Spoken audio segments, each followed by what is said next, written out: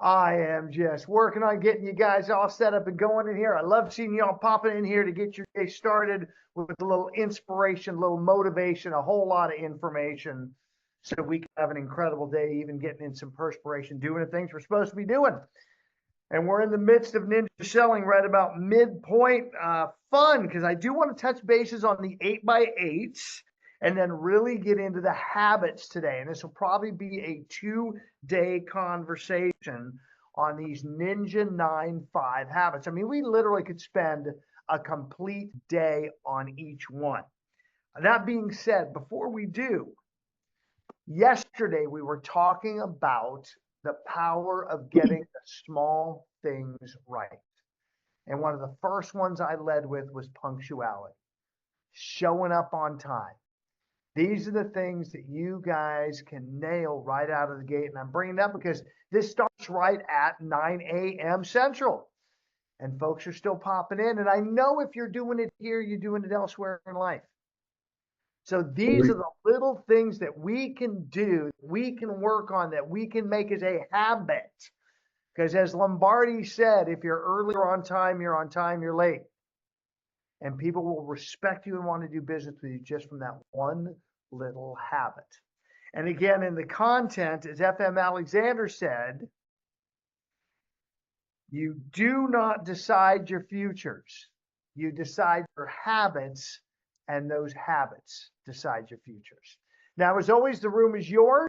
I go by who's got their mic on or who's got their hand raised. So if you don't want to talk, make sure you're muted. And otherwise, we are going to jump in right now with my dear Kim. Kim, my dear, you ready to bring in something from the content, either on the 8x8 or the habits?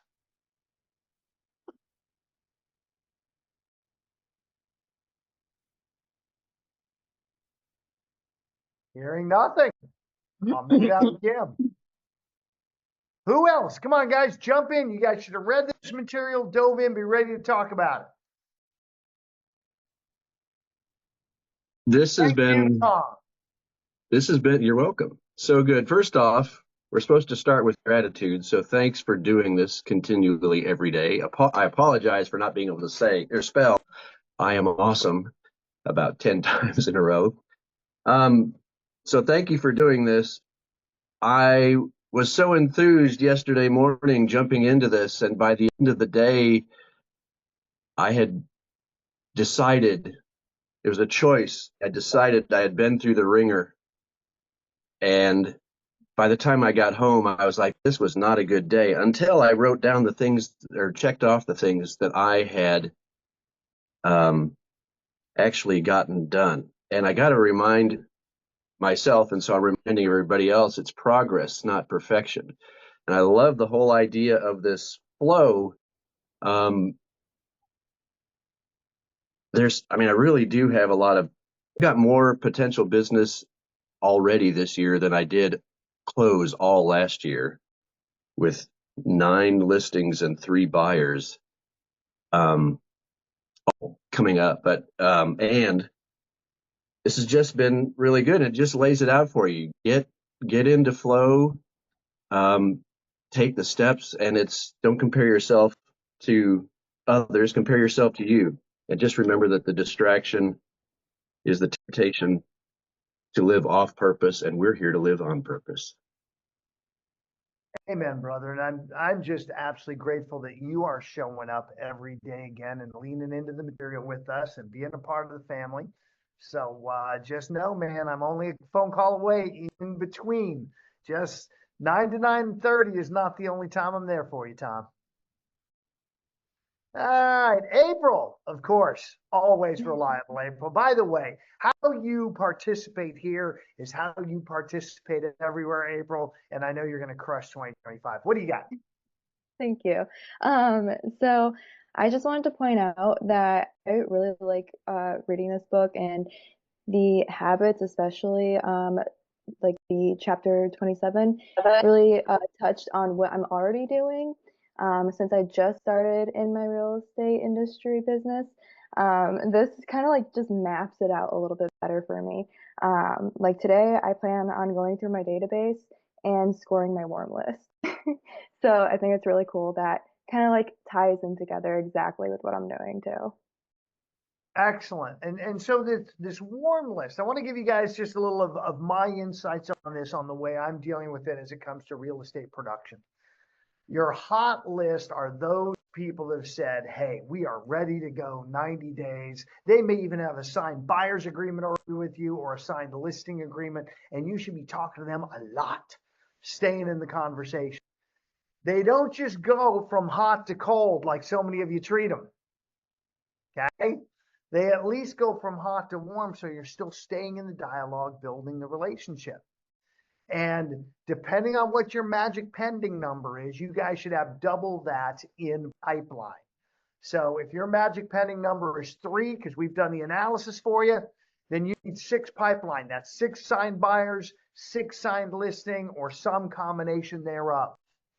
And with that data, you'll know who to start working on April with warms to get them hot, and then get them into production and get those numbers cranking up, my dear. Love it. All right, Mark, brother.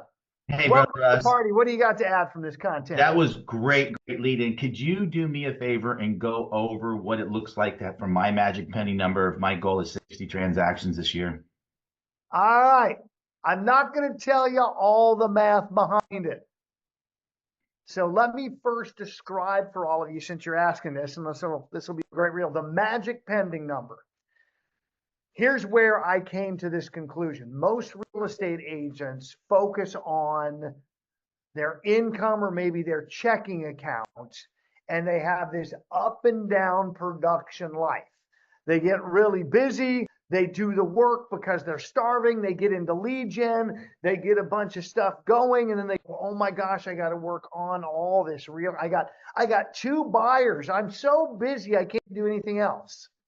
And they stop doing the lead generation like Larry talks about, on the habit of every morning working on your business. So to avoid that, I came up with this magic pending number theory where that's what you focus on instead. So you act like a crazy whirling dervish of lead generation until you get to your magic pending number. Once you're there, you can now step out of the job of real estate and get to the business owner of real estate and shift some of that time and activity to marketing, to recruiting, and bringing leverage on your team. And if you ever drop below that magic pending number, just 1 dot, then it's time to get back into that crazy level of activity. So Mark, let me ask first, how many pending do you have right now? 4. So you are at 4 pending. For 60 pending, it's 7.5. So I would keep it up to 8, which means you need 16 pipeline.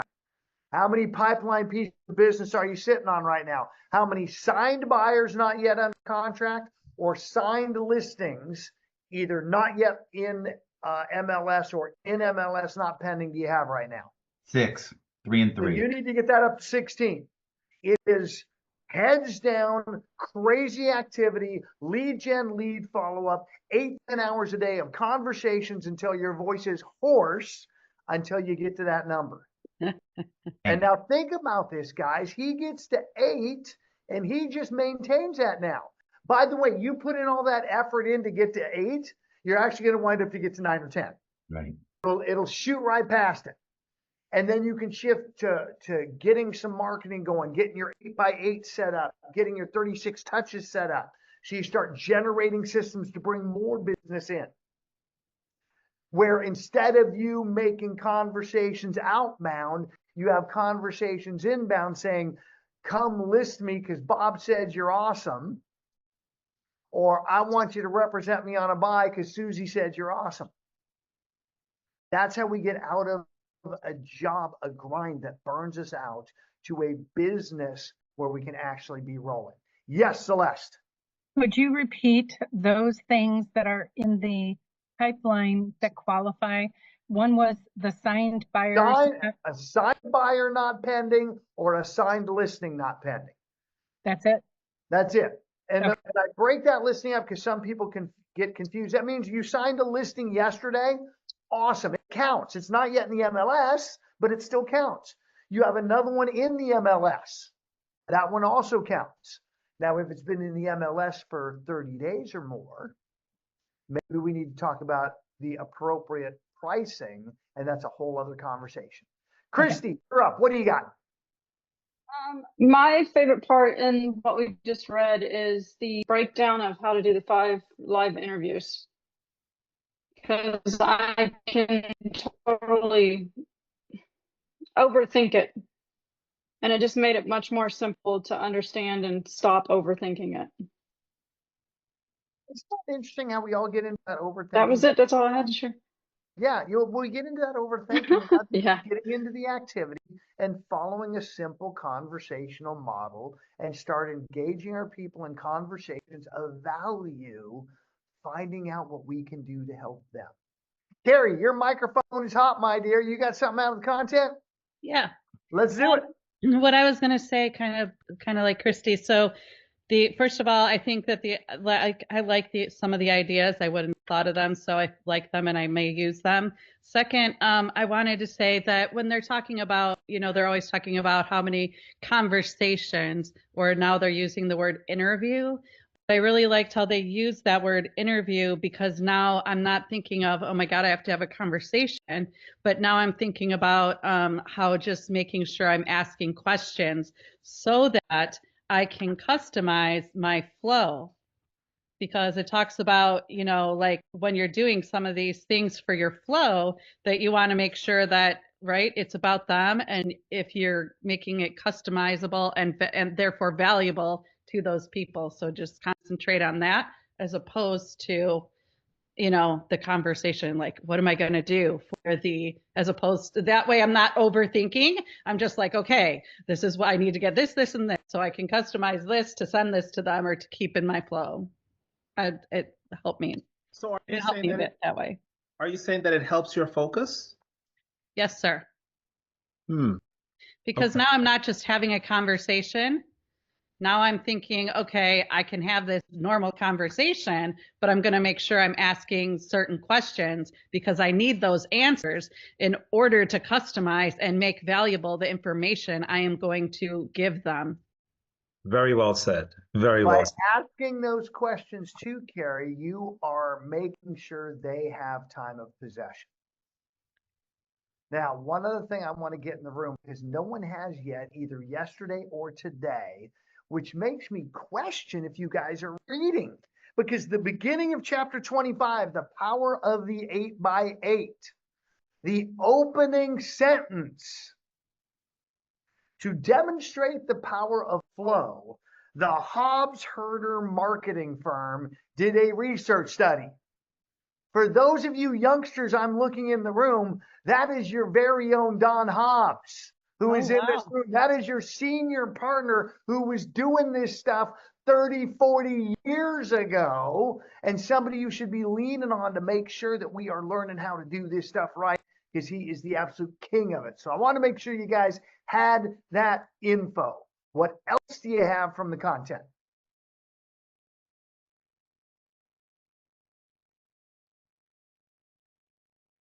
So for me, I'm hoping I'm not too far ahead, but for me, I know.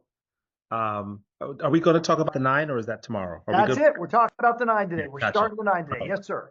So for me, that 9, for me specifically, of structuring my day, it's like a lifelong challenge. Sitting down and how he's talking about spending the time and talking to your customers. Specifically for me, to make it less challenging would be to go through that real estate review. I love how he spoke about that. For me, that was very helpful because it's not challenging. It's not confrontational. It's like, hey, you do this with your attorney, with everyone else. Let's do it with your holdings. So that's something that I'm going to try. So I want to have a coaching moment with you, Klein, if I might. Uh-oh, I'm in trouble Because now. these 9 are in order. And it's just, I'm having the conversation with client, yet I'm coming through to all of you going through client. This morning, when we reported out at 8 o'clock and we reported out on our gratitudes, were you reading from your written gratitudes or were you looking about grabbing gratitudes? I was looking about grabbing gratitude, just looking at the world around me and being grateful for what was around me. So, no, number one, the first thing is to start your day with written gratitudes. That should be on your checklist. We talked about it yesterday in the checklist class. This is writing, so you really get in the state. Writing changes the state. And then the number two goal. How many of you today have already looked in your email or social media? Raise your hands. Okay? He mentions show up, don't open your email first. Well, that was because he was writing this before social media became the next thing that we suckle on and get a bunch of negative energy from. And that's why those are no's, because that way you don't get sucked into the negative energy of it. Dustin, I've seen the hand, brother. What do you got? So I'm going to take this twofold. So onto the Ford questions and how powerful they are, but also onto the warm and hot list. So I'm fifth generation real estate, both sides of the family, and going to school every single morning. I got to listen to my mother, who was #1 in New York State for real estate a couple years in a row, used the Hobbs and Herder system as well. But I used to think she was the nosiest person on the face of the earth, and it was like embarrassing, right? She was like, "Oh my gosh, is Tom out of the hospital? Is he doing better?" She's looking to see if he died, right? Or it's like, "Oh my gosh, the kids are getting so big. What college are they going to go to?" And I used to think like, this is none of your business. But she was looking for all those lifestyle changes that her clients might be going through, and that way she'd actually help them. Now, secondarily, I can tell you right now, any of your clients that are giving you the most referrals are probably in everybody else's business, because they know who's getting divorced. They know who's getting married. They know who's having babies. So what I would always do is make sure your CRM is split into the hot, warm, and potentially neutral, but also list out your clients is A, maybe it's awesome, and then B, maybe it's better, and then C, maybe it's your cold leads. Because I know some of you guys said, "Oh, I've got 1,000 people in there." It's like, okay, well, those are cold, and if you can't get a hold of them after 2 years, you need to delete them. And really, really, really pay attention to those A-listers, because they actually know how to look for referrals naturally. Absolutely. And I love the A, awesome. We're going to lean into them. The B, betters. The whole delete. I have had agents that I've called and left messages for and texted with zero response. And then 3+ years later, almost 4 years later, they've raised their hand and say, "Russ, I want to talk about coming and being a part of your team." So just because they don't respond doesn't mean you're not making a connection. In fact, with the direct mail, Larry specifically put in there talking about the 8x8 and direct mail.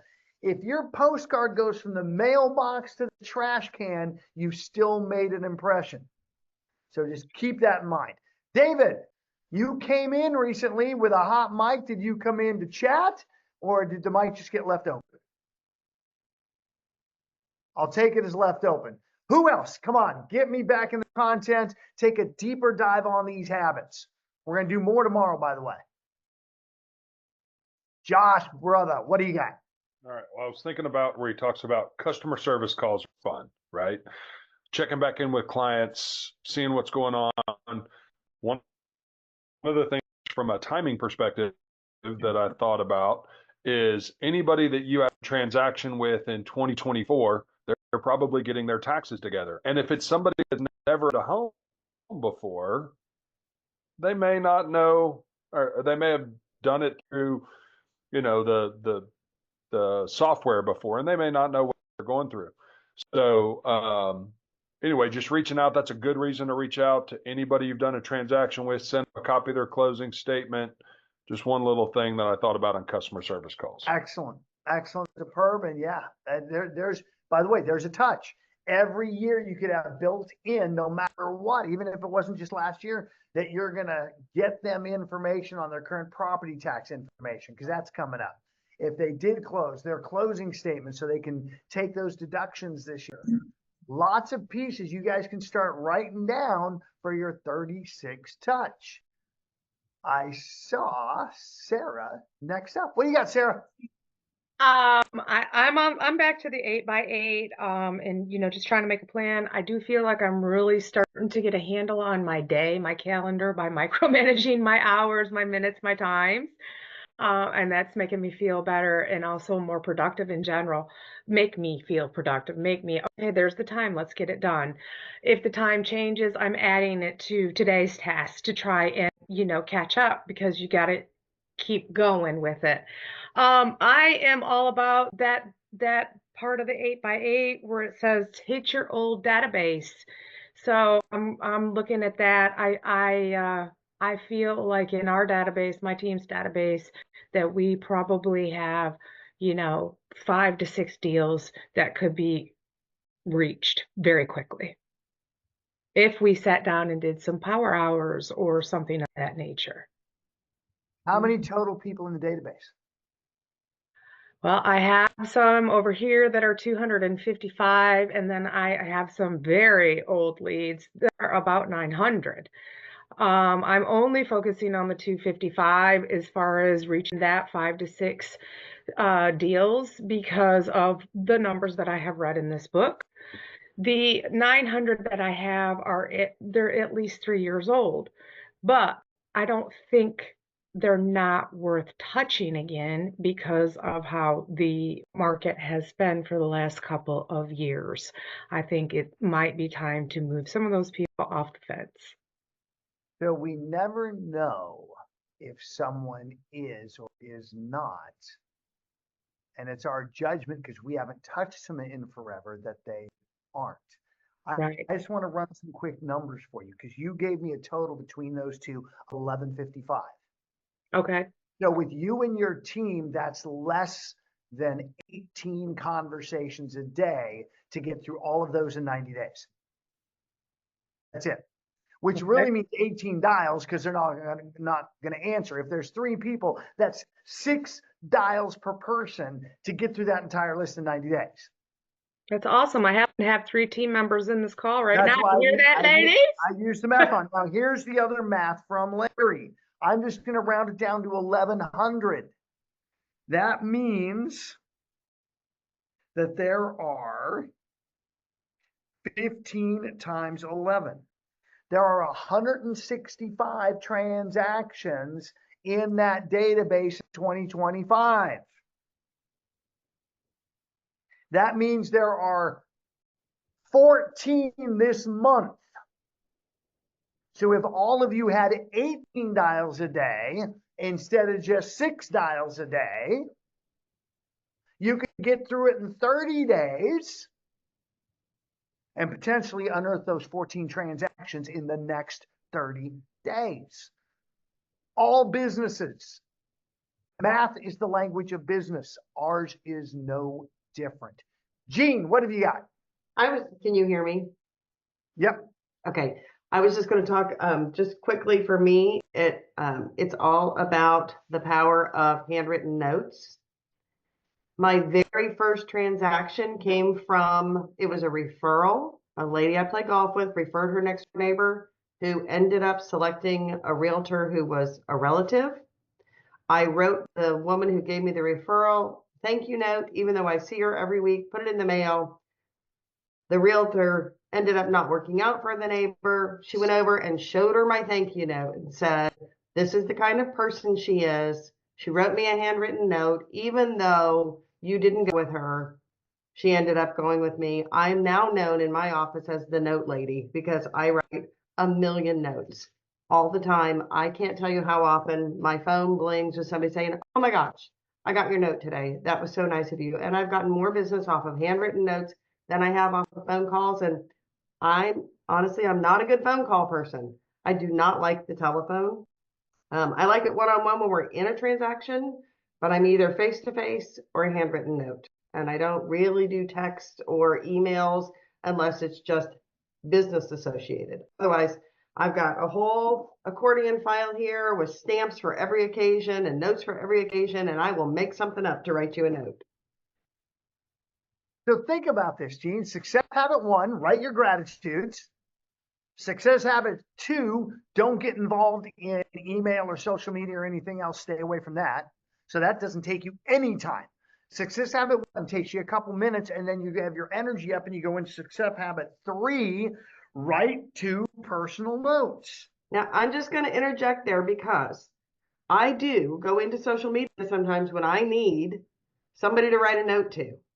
And so after I do my gratitudes and my affirmations in the morning, I will look at my social media to see if there's something I missed so I can write a note. So I would challenge you and everybody else to do it the night or the day before.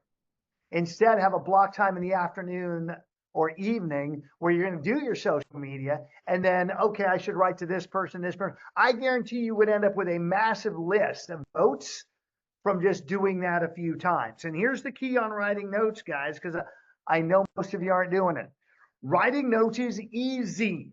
There are 3 magic phrases you can start your notes with. Number 1, thank you. Gene started that one with thank you. Number 2, congratulations, which you can pick up from social media, what they're up to. And number 3, I was just thinking of you. Again, those 3 could all start from a social media post that you read the day before. I would say anytime you're thinking of sending someone a text message, oh my gosh, I heard you're having a baby. Oh my gosh, saw your son's wedding pictures. Do it in a handwritten note. There you go. Caesar, what do you got, brother? Thanks, Coach. So I just want to continue on this daily 9, the daily gratitude, I'm very specific of not grabbing my phone. Like, don't grab the phone. But then the personal notes I started incorporating, as I mentioned to you before. What I started doing is just going back to my first deals ever, and then I was like, I was thinking about you guys, going through all, and I was like, wanted to really appreciate you giving me the opportunity. And it started with that, and then it eventually gets easier to just kind of come up with any excuse or idea to write that personal note. Plus, because it's like paper too, so like it holds more than a text message because it's a physical thing. They see it there on the table, so like it's like a continuing reminding of you.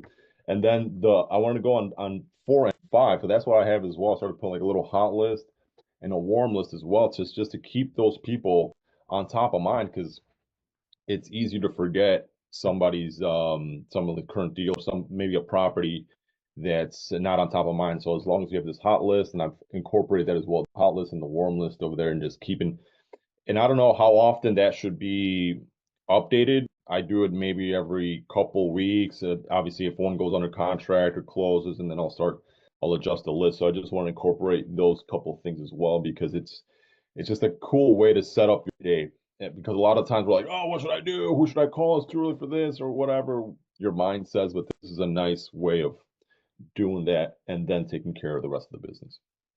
Awesome.